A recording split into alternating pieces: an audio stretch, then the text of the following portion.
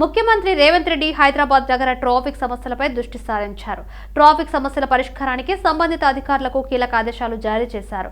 Traffic నియంత్రణకు సిబ్బంది కొరతను అధిగమించేందుకు వెంటనే తగినంత హోంగార్డుల నియామకాలను చేపట్టాలని ఆదేశించారు.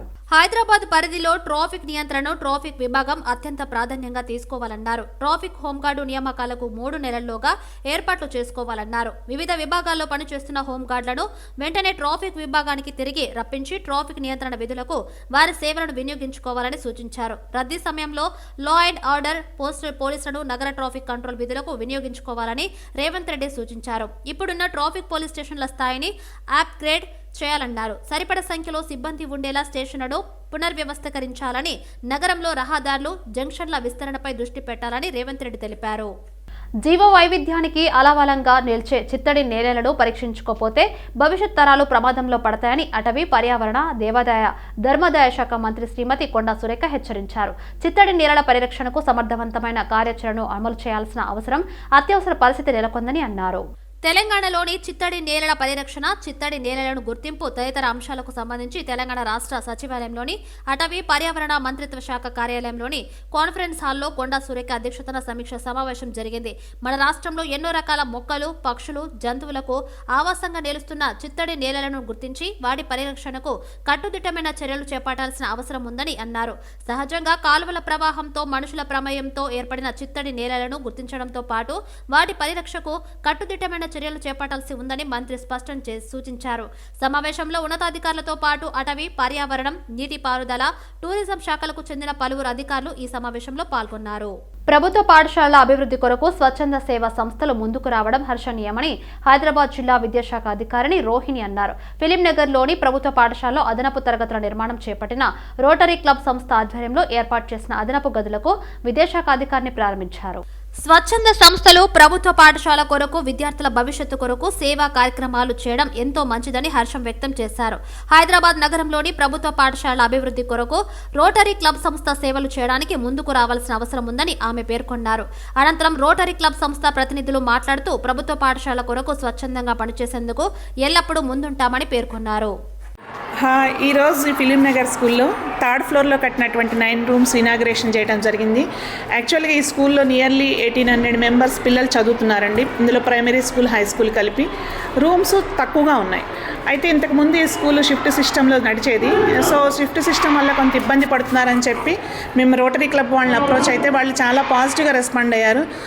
స్వర్గీయ రాఘవరావు గారిని నేను కలవటం జరిగింది. రిక్వెస్ట్ చేస్తే వాళ్ళు ఫండ్స్ రైజ్ చేసి రోటరీ క్లబ్ వాళ్ళు 3rd ఫ్లోర్లో ఒక 9 రూమ్స్ కన్స్ట్రక్షన్ చేయడం జరిగింది. దీనివల్ల పిల్లలకి ఎంతో ఉపయోగపడుతుందండి.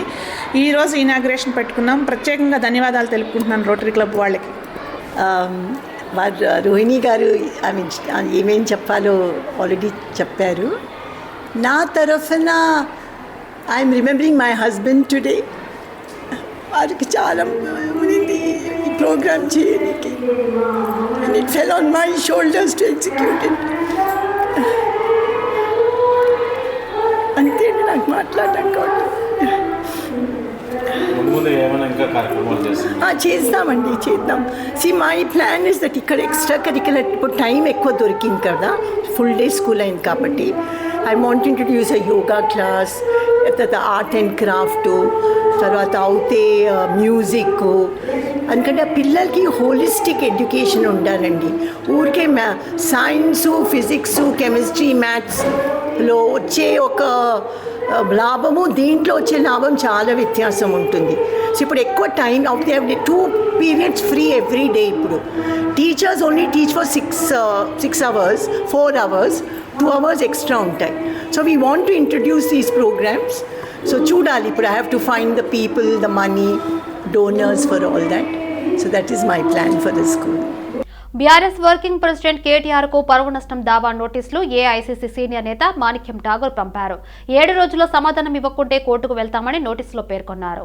నోటుకొచ్చినట్లు మాట్లాడితే ఊరుకునేది లేదన్నారు మాణిక్యం ఠాగూర్ ఆగ్రహం వ్యక్తం చేశారు. పీసీసీ చీఫ్ గా రేవంత్ రెడ్డి ఎంపిక విషయంలో మాణిక్యం ఠాగూర్ పై బీఆర్ఎస్ నేతలు అవినీతి ఆరోపణలు చేశారు. దీంతో ఆయన పరువు నష్టం నోటీసులు పంపించారు.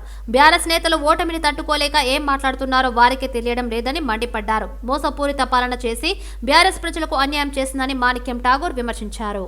వాహనదారులకు తెలంగాణ సర్కార్ మరో గుడ్ న్యూస్ చెప్పింది. పెండింగ్ ట్రాఫిక్ చలాన్ల రాయితీ గడువు తేదీని మరోసారి పొడిగిస్తున్నట్లు ప్రకటించింది. ఫిబ్రవరి 15వ తేదీ వరకు పెండింగ్ చలాన్ల చెల్లింపునకు ఇచ్చిన డిస్కౌంట్ ను పొడిగించింది. ఈ మేరకు ప్రభుత్వం ఇవాళ ఉత్తర్వులు జారీ చేసింది. రాష్ట్ర వ్యాప్తంగా వాహనాలపై చలాన్లు భారీగా పేరుకుపోవడంతో ప్రభుత్వం పెండింగ్ చలాన్ల చెల్లింపులపై రాయితీ కల్పించింది. మొదట డిసెంబర్ 28 తేదీ నుండి జనవరి 10 వరకు ట్రాఫిక్ పెండింగ్ చలాన్ల చెల్లింపునకు డిస్కౌంట్ ఇచ్చింది. ఈ సమయంలో ఈ చలాన్ వెబ్సైట్ మొరాయించడంతో వాహనదారుల విజ్ఞప్తి మేరకు ప్రభుత్వం ఈ నెల 31వ తేదీ వరకు రాయితీ పొడిగించింది. ఇవాళ్టితో ఈ గడువు ముగుస్తుండటంతో ప్రభుత్వం మరో 15 రోజుల పాటు పెండింగ్ చలాన్లపై డిస్కౌంట్ ఆఫర్ను మరోసారి పొడిగించింది. పంజగుట్ట పోలీస్ స్టేషన్లోని సిబ్బంది మొత్తాన్ని బదిలీ చేస్తూ Hyderabad city police commissioner Srinivasa Reddy సంచలన నిర్ణయం తీసుకున్నారు. ఎస్ఐల నుంచి హోంగార్డుల దాకా మొత్తం 85 మందిని బదిలీ చేస్తూ ఆదేశాలు జారీ చేశారు. వారందరినీ సిటీ ఆర్మ్డ్ రిజర్వ్ ప్రధాన కార్యాలయంలో రిపోర్టు చేయాలని సూచించారు. వారి స్థానంలో ప్రస్తుతం 82 మందిని నియమించారు. పంజగుట్ట పిఎస్లో సిబ్బంది మొత్తాన్ని ఒకే రోజు బదిలీ చేయడం రాష్ట్ర వ్యాప్తంగా సంచలనం సృష్టించింది. పోలీస్ స్టేషన్ పరిధిలోని పలు కేసుల్లో అక్రమాలు చోటు చేసుకుంటున్నట్లు ఆరోపణలు రావడం, మాజీ ఎమ్మెల్యే కొడుకు యాక్సిడెంట్ విషయంలో చోటు చేసుకున్న పరిణామాలపై విమర్శలు వ్యక్తం కావడంపై సిపి ఆగ్రహం వ్యక్తం చేశారు. గత ప్రభుత్వంలోని పెద్దలకు ఈ స్టేషన్ నుంచి సమాచారం లీక్ అవుతుందనే ఆరోపణలు కూడా వినిపిస్తున్నాయి. ఈ నేపథ్యంలోనే కమిషనర్ శ్రీనివాస్ రెడ్డి ఈ సంచలన నిర్ణయం తీసుకున్నట్లు అధికార వర్గాలు భావిస్తున్నాయి. బీఆర్ఎస్ ప్రభుత్వంలో బాల్కొండ నియోజకవర్గమును ఎంతగానో అభివృద్ధి చెందిందని పల్లా రాజేశ్వరరెడ్డి అన్నారు. బాల్కొండ నియోజకవర్గ బీఆర్ఎస్ విస్తృత స్థాయి సమావేశంలో ఎమ్మెల్యేలు ప్రశాంత్ రెడ్డి, పల్లా రాజేశ్వరరెడ్డి పాల్గొన్నారు. మాజీ సీఎం కేసీఆర్ పై ఎన్ని అసత్యాల ప్రచారం చేసినా బీఆర్ఎస్ అభివృద్ధిని ప్రజల్లోకి కార్యకర్తలు తీసుకెళ్లారని కొనియాడారు. గులాబీ జెండాకు అండగా నిలిచిన అనేక మంది నాయకులకు, కార్యకర్తలకు బీఆర్ఎస్ పార్టీ రుణపడి ఉంటుందని పల్లా రాజేశ్వరరెడ్డి అన్నారు. నిజామాబాద్ నుండి నిజామాబాదు, ఆదిలాబాదు, కరీంనగర్, వరంగల్, నల్లగొండ, చివరికి ఖమ్మం వరకు కూడా నీళ్లు, మన తెలంగాణ ముఖద్వారం కోదాడ వరకు కూడా ఇలా నీళ్లు పోతున్నాయంటే కాళేశ్వరం పుణ్యమే తప్ప మరొకటి కాదు. ఇష్టం వచ్చేట్లు మాట్లాడుతున్నారు మంత్రులు. ఓరంటారు 20,000, 30,000 కూడా ఈ కాళేశ్వరంతో పండట్లేదని చెప్తారు.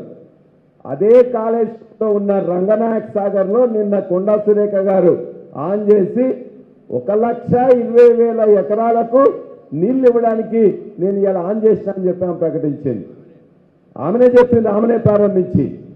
రంగనాయక సాగర్ ఎక్కడి నుండి వచ్చింది, కొండపోచమ్మ ఎక్కడి నుండి వచ్చింది, అన్నపూర్ణ ఎక్కడి నుంచి వచ్చింది, 3 కోట్ల మెట్రిక్ టన్నుల ధాన్యం ఎట్లా వండింది? ఎస్ఆర్ఎస్పి పునరుజ్జీవం అందులో భాగమే కదా.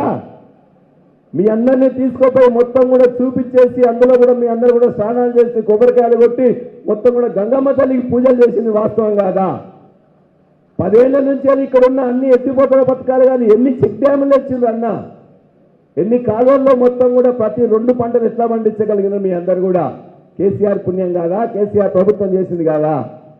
దయచేసి మీరు గుండె మీద చేసుకుని ఆలోచించండి. ఎవరు చేయలేడు భారతదేశంలో ఏ ప్రభుత్వం కూడా. సాగునీటి ఈ విధంగా చేసింది ఎక్కడా లేదు, కరెంట్ ఇచ్చింది ఎవరికి లేదు. ఇలా వ్యవసాయాన్ని దండగా అన్న వాళ్ళని ఇలా పండుగ చేసింది ఇలా కేసీఆర్ ప్రభుత్వం. పటంచెరు నియోజకవర్గంలోని తెల్లాపూర్ మున్సిపాలిటీ పరిధిలో ఏర్పాటు చేస్తున్న ప్రజా యుద్ధ నౌక గద్దర్ విగ్రహావిష్కరణ కార్యక్రమానికి ఓయూ విద్యార్థి సంఘాలు, విద్యార్థులు తరలి వెళ్లారు. తన పాటతో తెలంగాణ ఉద్యమానికి ఊపిరి పోసిన గొప్ప నాయకుడు గద్దర్ అని కొనియాడారు. తెలంగాణ ఉద్యమంలో తన పాటలతో పోరును మరింతగా ముందుకు తీసుకుపోయారని అన్నారు. ఈ కార్యక్రమంలో శశివర్ధన్, సాగర్, వికాస్, ఉపేందర్, వంశీ, అఖిల, నిహారిక, అశ్విని, శ్రావణి, సరళ, దివ్య, అరుణ్, భీమ్ సాగర్, సంతోష్, లక్ష్మీనారాయణ, భాను, భీమేష్, విజయ్, స్నేహ, నాగమణి తదితరులు పాల్గొన్నారు. టీఎస్ఆర్టీసీ బస్సుల్లో మహిళలకు ఉచిత ప్రయాణంపై తెలంగాణ హైకోర్టులో విచారణ జరిగింది. మహిళలకు ఉచిత బస్సు ప్రయాణానికి సంబంధించిన జీవో 47ను రద్దు చేయాలని నాగోల్కు చెందిన హరీందర్ హైకోర్టులో ప్రజా ప్రయోజన వ్యాజ్యం దాఖలు చేశారు.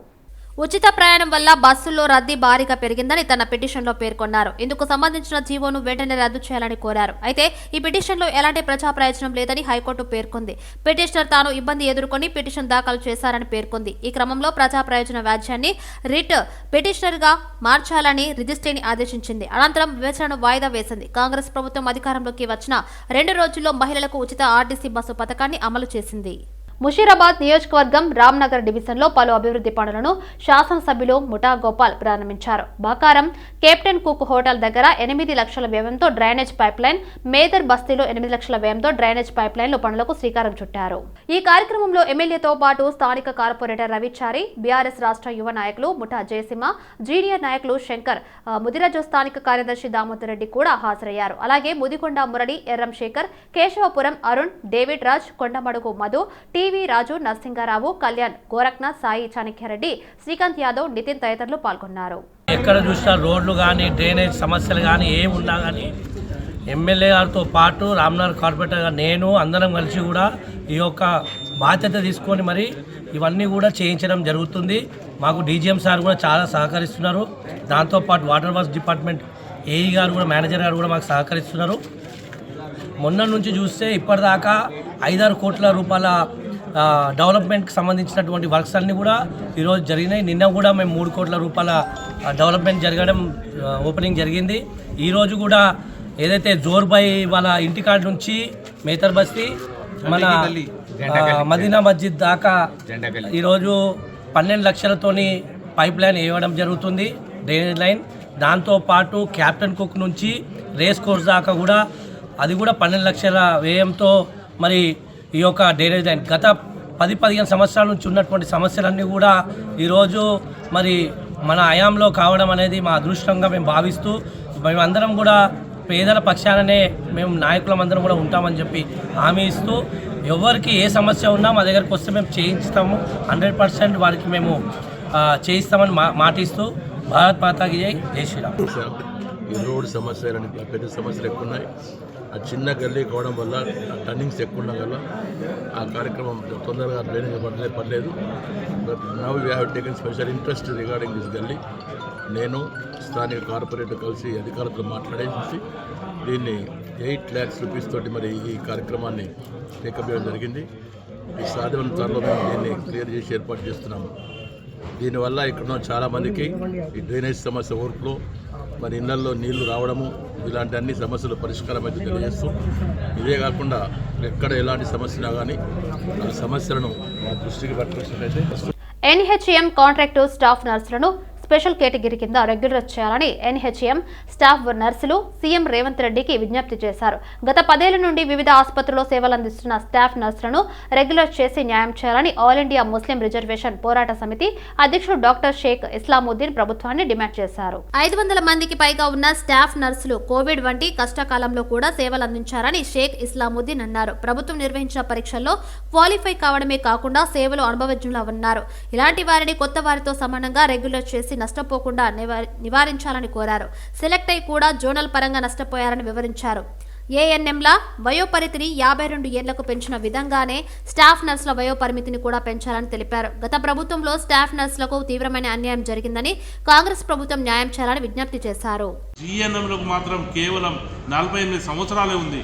వీళ్ళకు కూడా వయసు 51 సంవత్సరాల దాకా పెంచితే ఇప్పుడు ఏదైతే ఈ నోటిఫికేషన్లు మీరు ఉద్యోగాలు ఇస్తున్నారు కదా, దీంట్లో మిగిలి ఉన్న 138 చిల్లర పోస్టులు ముఖ్యంగా ఇప్పుడు ఉన్న అవుట్సోర్సింగ్ జీఎన్ఎంలకు ఇస్తే వాళ్ళు చాలా సంతోషిస్తారు. మళ్ళా కాంట్రాక్ట్ అవుట్సోర్సింగ్ కాంట్రాక్టర్లకు మళ్ళా ఏదైతే నెక్స్ట్ నోటిఫికేషన్ వచ్చినప్పుడు ముఖ్యంగా ఈ స్పెషల్ కేటగిరీ కింద అవుట్సోర్సింగ్ కాంట్రాక్ట్ నర్సులకు తీసుకోవాలని మేము రేవంత్ అన్నను అప్పీల్ చేస్తున్నాం. ఎందుకంటే ఈరోజు చాలామంది నర్సులు డాక్టర్లు లేకుంటే నర్సులే చేసేది మొత్తం. మెయిన్ ముఖ్యంగా ఎన్హెచ్ఎం ఎవరైతే కాంట్రాక్టర్లు ఉన్నారు కదా, వాళ్ళకు దృష్టిలో పెట్టి ఫస్ట్ వాళ్ళకే స్పెషల్ కేటగిరీ కింద వాళ్ళకు ఇవ్వాలని మేము రేవంత్ రెడ్డి గారికి అప్పీల్ చేస్తున్నాం. సానుకూలంగా స్పందించి వాళ్ళ సర్వీస్ని ఒక ఎగ్జామ్గా భావించి స్పెషల్ కేటగిరీ ద్వారా, స్పెషల్ జీవో ద్వారా వాళ్ళకు రెగ్యులర్ చేసి వాళ్ళ జీవితాల్లో ఆనందాన్ని, భవిష్యత్తుని ఇవ్వవలసిందిగా కోరుతున్నాము. ఎలాగైతే రాజశేఖర రెడ్డి గారు అనేక పనులు చేశారు, ఈరోజు కూడా రాజశేఖర రెడ్డి గారు అంటే అందరి గుండెల్లో రాష్ట్రాలకు అతీతంగా నిలిచిపోయారు. అలాగనే రేవంత్ రెడ్డి గారు మరో రాజశేఖర రెడ్డి లాగా చరిత్ర పట్టణంలో నిలవాలని ఈ యొక్క నర్సమ్మలకి రెగ్యులైజ్ చేయాలి, అది కూడా స్పెషల్ కేటగిరీ ద్వారా చేయాలని మేము కోరుకుంటున్నాము. Thank you. మేడ్చల్ నియోజకవర్గంలో బీఆర్ఎస్ విజయ కేతనం ఎగురవేసిన సందర్భంగా షామీర్పేట మండలం అలియాబాద్ చౌరస్తాలోని సీఎంఆర్ కన్వెన్షన్ లో విజయోత్సవ సభ నిర్వహించారు. ఈ సభను మేడ్చల్ నియోజకవర్గం ఎమ్మెల్యే మల్లారెడ్డి ఏర్పాటు చేశారు. ఈ సభకు ముఖ్య అతిథిగా మాజీ మంత్రి నిరంజన్ రెడ్డి పాల్గొన్నారు. ఈ కార్యక్రమంలో మేడ్చల్ నియోజకవర్గ బీఆర్ఎస్ పార్టీ ఇన్ఛార్జ్, రాష్ట్ర బీఆర్ఎస్ పార్టీ యువ నాయకులు నాగారం, దమ్మాయిగూడ మున్సిపాలిటీ చైర్పర్సన్లు, జెడ్పీ వైస్ చైర్మన్, ఎంపీటీసీలు, కౌన్సిలర్లు, కో ఆప్షన్ సభ్యులు, కీసరం మండలం సర్పంచ్లు, వార్డు సభ్యులు, నాయకులు, కార్యకర్తలు పాల్గొన్నారు.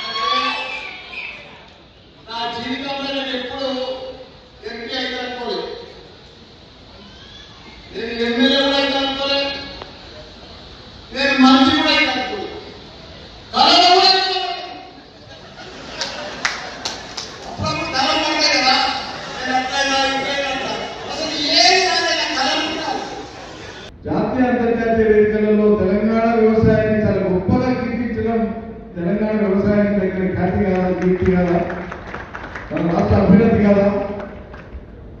ఒకనాడు కంట్రోల్ బియ్యం కోసం ఎదురు చూసినటువంటి తెలంగాణ పల్లెలు, తెలంగాణ వాడలు, పట్టణ ప్రాంతాలలో పేదలు ఇలా ఆ తెలంగాణలో పడేటువంటి వరి కోసం భారతదేశం ఎదురు చూస్తుంది. అన్నపూర్ణగా మారింది తెలంగాణ. ఇది అభివృద్ధి జరగదే జరిగిందా? కరెంటులో, మంచినీళ్ళలో, సాగునీళ్ళలో, వ్యవసాయంలో, పరిశ్రమలలో, ఐటీలో నంబర్ 1 స్థానానికి ఎదిగిపోయినాం. మిగతా కొన్ని రంగాలు ఇంకా అభివృద్ధి చెందుతున్నాయి. వైద్య ఆరోగ్యం కానీ, విద్య కానీ మెరుగైతున్నాయి. గ్రామీణ రోడ్లు కానీ, పట్టణ రోడ్లు కానీ, హైదరాబాద్ మహానగరంలో ఉండేటువంటి రోడ్లు కానీ అద్భుతంగా తీర్చిదిద్దినాం.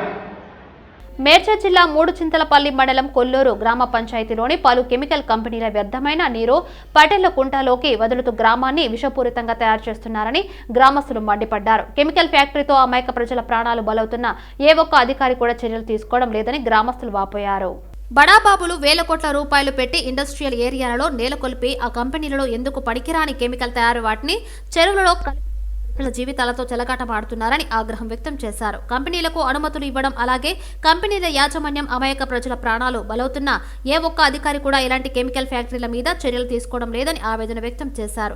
ప్రజలకు ఇప్పటి వరకు కెమికల్ నీటిని వదులుతున్న వారిపై చర్యలు ఎందుకు తీసుకోలేదు అని గ్రామస్తులంతా ఆగ్రహం వ్యక్తం చేస్తున్నారు. ఇప్పటికైనా మురికి నీటిని మా గ్రామంలోకి వదులుతున్న కంపెనీలపై కఠిన చర్యలు తీసుకోవాలని గ్రామస్తులు వేడుకుంటున్నారు. సంజమి ఇంకా 2-3 కంపెనీలు ఉన్నాయి. ఈ కంపెనీల వల్ల, ఈ వాటర్ వల్ల ఇక్కడ ఉన్న మా చెరువులో ఉన్న పెద్ద చెరువు ఉంది ఇక్కడ కొల్దూరులో, ఆ చెరువులో చేపలు చనిపోతున్నాయి. బళ్ళు నీళ్ళు తాగి ఇట్లా చనిపోతున్నాయి. ఈ కంపెనీ వల్ల, ఈ మురికి వాటర్ వల్ల బోర్లు గిట్ట ఈ కొల్తూరు కొన్ని రోజుల తర్వాత కాలుష్యంగా మారే అవకాశం ఉంది. ఇప్పటికి ఈ దయచేసి ఈ కంపెనీ వాళ్ళు ఈ వాటర్ రాకుండా చూసుకోవాలని, జాగ్రత్త పడాలని మేము కొల్తూరు నుంచి మాట్లాడుతాం. ఇంకోటి ఏంటంటే, ఈ వాటర్ ఇక్కడ నిండిపోతే అక్కడ వేరే కంపెనీ ఈ పటేల్ కుంట యొక్క వాటర్ బయటకు పోతుంటే, అక్కడ వేరేదికి వెళ్ళిపోతుంటే ఇక్కడ కాలువ తీసి ఈ కొల్తూరుకు వస్తట్టు ఈ కంపెనీ వాళ్ళు కాలువ తీసిరు. ఇది ఈ మురికి నీళ్లు కాలువ, ఈ కాలుష్యం నీళ్లు చెల్లరకు వస్తాడు, కొల్తూరు చెల్లరకు వస్తట్టు ఈ కంపెనీ వాళ్ళు తీసిరు. ఈ పటేల్ కుంట, కొల్తూరు పటేల్ కుంట, కొల్తూరు పెద్ద చెల్లరకు వస్తున్నాయి. పంచాయతీ వాళ్ళు మొన్న కంపెనీ వాళ్ళకి నోటీసులు ఇస్తా అని చెప్పారు. ఇచ్చిరయ్యేలో తెలియదు. నోటీసులు ఇవ్వడం ముఖ్యమా, ఇట్లా అడ్డుకోవడమా? ఇది మూత పడాలి కదా. తీయడము ఘోరంగా, ఇది తీయడం, ఇది ఇట్లా తీయొద్దు. ఈ వాటర్ కొల్తూరు రావద్దు. అది అయినా కూడా ఇప్పటిదాకా గ్రామ పంచాయతీ సిబ్బంది ఎలాంటి చర్యలు తీసుకున్నట్టయితే స్పష్టంగా కనిపిస్తుంది కదా. మరి అధికారులు మరి ఎవరికి గులాం చేస్తారు అంటారు? ఇంకా వాళ్ళు కంపెనీ వాళ్ళంటే కోటేశ్వరులు, అధికారులకు ఏమన్నా ఎట్లా ఏమన్నా ఉందేమో తెలియదు. ఆకసాటు కొమ్మన్నట్టు తలుపుతుంటే వాళ్ళు కాముసిగా ఉన్నారు. టీఎస్ఆర్టీసీ హయత్ నగర్ డిపో 1 కు చెందిన 2 కండక్టర్లపై ఓ మహిళా ప్రయాణికురాలు నానా దుర్భాషలాడుతూ దాడికి పాల్పడిన ఘటనను టీఎస్ఆర్టీసీ యాజమాన్యం తీవ్రంగా ఖండిస్తుందని పేర్కొంటూ ఎండీ వీసీ సజ్జనర్ ట్వీట్ చేశారు. ఈ ఘటనపై రాచకొండ కమిషనరేట్ పరిధిలోని ఎల్బీ నగర్ పోలీస్ స్టేషన్లో ఆర్టీసీ అధికారులు ఫిర్యాదు చేశారు. ఇది మొదటి ట్రిప్పు అని తన దగ్గర చిల్లర లేదని కండక్టర్ విన్నవించినా ఆ మహిళ ఏమాత్రం వినకుండా దాడికి పాల్పడ్డారు. అంతేకాకుండా ఆమె అసభ్య పదజాలంతో దూషించారు. 1-2 తన కాలితో కండక్టర్ను తన్నింది. తాను బోర్డర్లు చేస్తా చంపేస్తానంటూ కండక్టర్ను బెదిరింపులకు గురిచేసింది. ఆమెను నిలువరించేందుకు మరో మహిళ కండక్టర్ ప్రయత్నించినప్పటికీ ఆమె పట్ల కూడా దురుసుగా ప్రవర్తించింది. నిబద్ధతతో సమర్థవంతంగా విధులు నిర్వహిస్తున్న సిబ్బందిపై ఇలాంటి ఘటనలకు పాల్పడితే ఏమాత్రం ఉపేక్షించబోమని టీఎస్ఆర్టీసీ యాజమాన్యం స్పష్టం చేసింది. టీఎస్ఆర్టీసీ సిబ్బంది విధులకు ఆటంకం కలిగించే దాడులకు దిగే వ్యక్తులపై చట్ట ప్రకారం చర్యలు తీసుకోవడం జరుగుతుందన్నారు. ఫిలింనగర్ లో పట్టపగలే దౌర్జన్యం చోటు చేసుకుంది. ఫిలింనగర్లోని హైదరాబాద్ వైన్ మార్ట్ భవనంపై లీజ్దారులకు యాజమాన్లకు మధ్య 6 ఏళ్లుగా వివిధ కోర్టులో వివాదాలు నడుస్తున్నాయి. ఈ క్రమంలోనే కోర్టులో ఉత్తర్వులు ఉల్లంఘించి 30 మందితో వచ్చి దౌర్జన్యం చేశారని బాధితుడు నరేష్ రెడ్డి ఆవేదన వ్యక్తం చేశారు. అక్రమంగా మార్ట్ భవనంలోకి వచ్చి తమపై దాడి చేసి సీసీ కెమెరాలు ధ్వంసం చేసి కౌంటర్లో నగదు, డీవీఆర్లు చోరీ చేశారని బాధితుడు వాపోయాడు. దుండగులు వచ్చి కర్రలు, రాడ్లతో బోట్లను సైతం దారుణంగా ధ్వంసం చేశారని ఆవేదన వ్యక్తం చేశారు. అనంతరం ఫిలింనగర్ పోలీసులకు బాధితుడు సురేష్ రెడ్డి ఫిర్యాదు చేశాడు. దీంతో రామకృష్ణ చౌదరి అనే వ్యక్తితో పాటు పలువురి మీద ఐపీసీ 448, 427, 380, 506 రెడ్ విత్ 34 సెక్షన్ల కింద పోలీసులు కేసు నమోదు చేశారు. ఆ నిర్ణయం అయితే తీసుకున్న కోర్టు ఇప్పటివరకు నేను ఖాళీ నిన్న మధ్యాహ్నం 11:30-12 గంటల ప్రాంతంలో అయింది. పోలీసు వాళ్ళు నుంచి స్పందించి ఎఫ్ఐఆర్ బుక్ చేసిన తర్వాత నిన్న పారిపోయిన గుండాలు రామకృష్ణ చౌదరి అందరూ ఈరోజు పొద్దున మళ్ళీ వచ్చి మా షాపు ఓపెన్ చేయడానికి మా స్టాఫ్ వస్తే మళ్ళీ అడ్డుకొని మళ్ళీ గలాట చేసారు.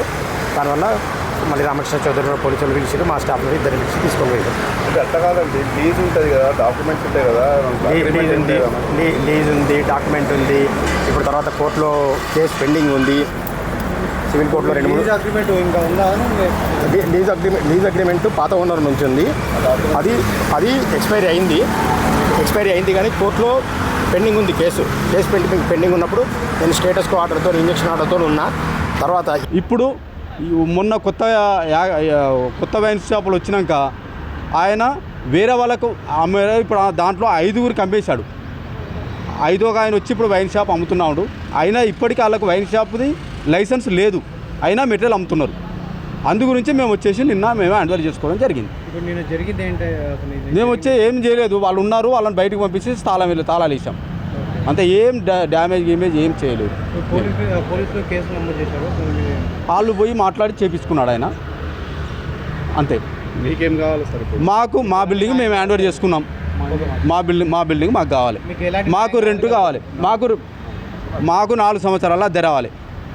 ముఖ్యమంత్రి రేవంత్ రెడ్డి తన హోటల్ను తెలిపించారని నిర్ణయం తీసుకోవడం చాలా సంతోషకరమని హైదరాబాద్ బాదాపూర్కు చెందిన కుమారి ఆంటీ ఆనందం వ్యక్తం చేశారు. తన హోటల్ తెరుచుకునేలా డీజీపీకి సీఎం ఆదేశాలు జారీ చేసిన తర్వాత మీడియా ప్రతినిధులు కుమారి ఆంటీతో మాట్లాడారు. ఈ సందర్భంగా సీఎం రేవంత్ నిర్ణయం పట్ల తాను చాలా హ్యాపీగా ఉన్నానని, ఇది ఆయన తమకు వచ్చిన వరమన్నారు. రోడ్ సైడ్ హోటళ్లకు ప్రభుత్వం ఇంత మద్దతు ఇవ్వడం సంతోషమే అన్నారు. తాను గత 13 ఏళ్లుగా స్ట్రీట్ ఫుడ్ ను నిర్వహిస్తున్నానని కుమారి ఆంటీ తెలిపారు. తన హోటల్ తొలగింపుకు సంబంధించి మొదట తనకు ఎలాంటి నోటీసులు రాలేదన్నారు. నిన్న 50,000 రూపాయలు ఫుడ్ వృధా అయిందన్నారు. తన ఫుడ్ కోర్టు బండిని సీజ్ చేశారని, తన కొడుకును కొట్టారని వాపోయారు. ఇంత జరిగాక మళ్లీ హోటల్ తెరుస్తామని తాము అసలు అనుకోలేదని, తనలాంటి చిన్న స్ట్రీట్ ఫుడ్ హోటల్ మహిళను గుర్తించి ఓ ముఖ్యమంత్రి స్పందించడం గొప్ప విషయమన్నారు. అందుకు రేవంత్ రెడ్డికి కృతజ్ఞతలు తెలిపారు. రంగారెడ్డి జిల్లా Sri Renuka Yellamma tractor union association ఆధ్వర్యంలో సరూర్ నగర నుండి సైదాబాద్ వరకు ట్రాక్టర్లతో ర్యాలీ నిర్వహించారు. ఉదయం పూట ట్రాక్టర్లు రోడ్లపై తిరగవద్దని, రాత్రి వేళలో మాత్రమే పనులు చేసుకోవాలని సైబరాబాద్, రాచకొండ పరిధిలో ఆదేశాలు ఇవ్వడం తమకు ఇబ్బందికరంగా మారిందని ట్రాక్టర్ డ్రైవర్స్ ఆవేదన వ్యక్తం చేశారు.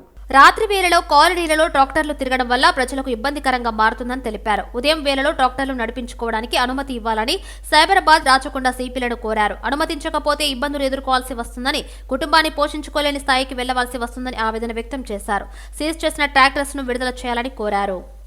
ఆల్ యూనియన్స్ అందరు ఉద్యోగులకు డిమాండ్ ఒకటే, మా ఎలక్ట్రిసిటీ ఉద్యోగులపై జరుగుతున్న దాడిని అరికట్టాలి. మేము ఓల్డ్ సిటీ ప్రాంతంలో ఉద్యోగరీత్యా మేము ఫీల్డ్ మీదకి వెళ్ళినప్పుడు మాపై దాడులని మేము ఆల్ యూనియన్స్గా మేము ఖండిస్తున్నాము. మేము హైదరాబాద్ సౌత్లో ఉద్యోగం చేయని పరిస్థితులలో ఈ ఎలక్ట్రిసిటీ బోర్డులో మేము ఉద్యోగం చేయాలన్నా మాకు గండంగా మారింది. కాబట్టి మేము మా మేనేజ్మెంట్కు సిఎండి గారికి రిక్వెస్ట్గా చెప్తున్నాము. ఉద్యోగ సంఘాలుగా, ఉద్యోగస్తులుగా, కార్మికులుగా మాకు రక్షణ కల్పించండి. ఓల్డ్ సిటీ ప్రాంతంలో మేము బిల్లుల వసూలకు వెళ్తే మాపై జరుగుతున్న దాడులని మీరు చూస్తున్నారు, కానీ మాకు రక్షణ లేకుండా మేము ఉద్యోగం చేయలేకపోతున్నాం. కాబట్టి గౌరవ సిఎండి గారికి మా విజ్ఞప్తి, మాకు రక్షణ కల్పించాలి. మాపై కొట్టిన వాడిని ఇమ్మీడియట్గా అరెస్ట్ చేసి రిమాండ్కి పంపించే విధంగా చేయండి. అదేవిధంగా ఇక్కడ కలెక్షన్ రాకపోతే కన్సల్ట్ డీలు మాకు మెమోలు ఇవ్వడము, మేము అదే మెమోలు మా టార్చర్ మేము డిస్కషన్ చేస్తుంటే అక్కడున్న లోకల్ లీడర్స్ మాపై దాడి చేయడము, వాళ్ళు టార్చర్గా మాకు ఉంది. కాబట్టి సిఎండి గారికి చిన్న రిక్వెస్ట్ ఏంటంటే కంపల్సరీ రిమైండ్ పంపించాలి. అదేవిధంగా వాళ్ళు అర్ధరాత్రి 2 గంటలకు వచ్చి కూడా మన ఉద్యోగిపై కూడా రిటర్న్ కంప్లైంట్ చేయడం జరిగింది. ఆ రిటర్న్ కంప్లైంట్ని ఇమ్మీడియట్గా విత్డ్రా చేసుకోవాలి. లేని పక్షంలో మేము రాష్ట్ర వ్యాప్తంగా కూడా ధర్నాలు నిర్వహిస్తాం. ఆల్ యూనియన్స్ కూడా మేము కలుపుకొని ఉద్యోగ సంఘాలు కార్మిక వైఖరితోటి ఎస్పీటీసీఎల్ ఆఫీస్ ముందు కూడా ధర్నాకు సిద్ధమవుతానని కూడా హెచ్చరిస్తున్నాం. ఈ ఓల్డ్ సిటీ ప్రాంతంలో భయపడుకుంటూ అధికారులు, ఉద్యోగులు ఎన్ని రోజులు ఇవి, ఎందుకంటే మా వసూళ్ళ కానీ మేము ఉద్యోగరీత్యా మేము పోతే మాపై దాడులు, ఇలా ప్రాణరక్షణతో ప్రాణ అపాయంతో అతను కుటుంబెట్టాడుతో హాస్పిటల్ ఉన్నాడు. ఒక హాస్పిటల్కు వెళ్తే అతనికి మొత్తం ఇరిగిపోవడం జరిగింది. యూరిన్లో బ్లడ్ రావడము, ఇవన్నీ కూడా జరుగుతుంది. అంతే ఎంత ఘోరంగా కొట్టారో అర్థం చేసుకోండి. దయచేసి మేనేజ్మెంట్, ప్రభుత్వం కూడా స్పందించి ఉద్యోగులపై జరుగుతున్న దాడిని అరికట్టాలి, మాకు రక్షణ కల్పించాలని ఆల్ సంఘాలుగా, సిఐటిగా డిమాండ్ చేస్తున్నాం.